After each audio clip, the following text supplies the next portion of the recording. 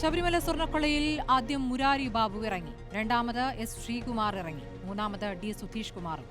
കേസിലെ ഒന്നാം പ്രതി ഉണ്ണികൃഷ്ണൻ പോറ്റിയും സ്വാഭാവിക ജാമ്യത്തിൽ നാളെ പുറത്തിറങ്ങിയേക്കും. പക്ഷേ കേസിൽ അന്വേഷണ സംഘത്തെ നിയോഗിച്ച ഹൈക്കോടതി ദേവസ്വം ബെഞ്ച് പറയുന്നു, ഇറങ്ങുന്നവർ ഇറങ്ങട്ടെ, അതിനർത്ഥം കുറ്റവാളികൾ രക്ഷപ്പെട്ടു എന്നല്ല എന്ന്. അതിസങ്കീർണമായ അസാധാരണ കേസിൽ കണ്ണികൾ ഓരോന്നും കൂട്ടിച്ചേർക്കാൻ SIT സമയമെടുക്കട്ടെ എന്നാണ് കോടതി വ്യക്തമാക്കുന്നത്. കോടതി ഈ കാര്യങ്ങൾ പറഞ്ഞിരിക്കുന്നത് CBI അന്വേഷണം ആവശ്യപ്പെട്ട BJP സംസ്ഥാന അധ്യക്ഷൻ രാജീവ് ചന്ദ്രശേഖരനോടും VHPയോടും തന്ത്രി സമാജത്തോടുമാണ്.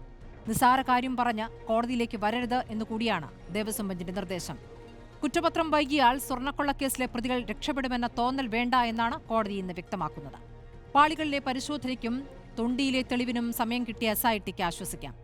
SITക്ക് മേൽ സർക്കാർ സമ്മർദ്ദമെന്ന പ്രതിപക്ഷവാദവും കോടതി പരാമർശത്തിൽ പൊളിയുന്നുണ്ട്. പക്ഷേ പ്രതികൾ പാർട്ടി അംഗങ്ങളായിരിക്കെ ഹൈക്കോടതി നിലപാട് സർക്കാരിന് ആശ്വാസമെന്ന് പറയാമോ? കോടതി വിശ്വാസമുറപ്പിച്ചു എന്നതാണ് ചോദ്യം.